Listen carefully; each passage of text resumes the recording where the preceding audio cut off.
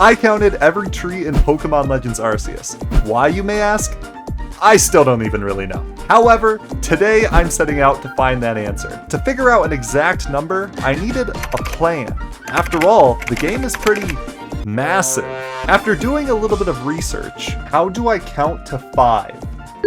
Searching for big booty guys that can drive. No! I narrowed it down to 2 methods. Method 1 is to either become a data miner and search the Legends Arceus files for every instance of a tree. Or method 2 is to perform a manual count on all 7 areas in the game. Now, weighing those 2 options, do I look like I'm smart enough to become a data miner?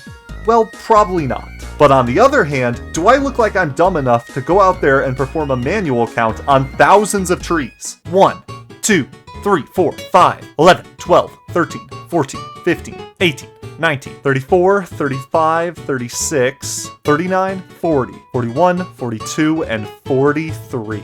Now, Jubilife City is an exception because it's only got 43 trees. It's so small, I'm able to walk around and just count the trees without double counting or missing one. However, things change just slightly when you step outside of the Jubilife City walls. This area is huge. Oh my goodness. Oh my goodness, this place is massive. We're gonna need another plan. Since some of these areas have thousands of trees in them, if I take the same approach that I used in the Jubilife Village, I'm gonna end up double counting or missing tons of trees just because of human error. But what if I told you there's a game mechanic that allows me to count every single tree without missing or double counting any? The game mechanic I'm referring to is the map. Now I can divide the map up into countable sections and add them all up.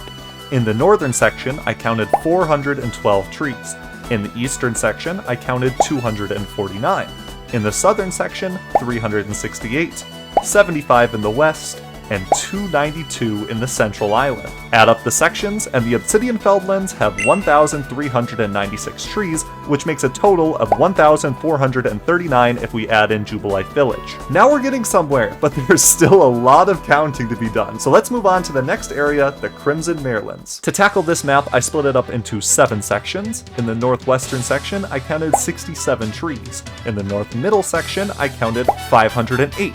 In the northeastern section, 295. In the midwestern section, 128. Mid-eastern, 162, and finally 99 in the southern section. So in total, that's 1,640 for the Crimson Merelands. And I think this was the point when I realized I severely underestimated how many trees I would have to count. In just the 3 areas that we've counted so far, we're already up to 3,079 trees. But we're pretty much halfway through it, so we gotta finish it. The next area is the Cobalt Coastlands. I split this one up into 6 sections to help handle the odd geography. In the northeast section, I counted 22, in the northwest, 227, in the midwest, 220, mid-east, 96, southwest, 174, and southeast, 130. This adds up to only 869 trees, which was a breath of fresh air because it's not in the thousands. This brings our total up to 3,948.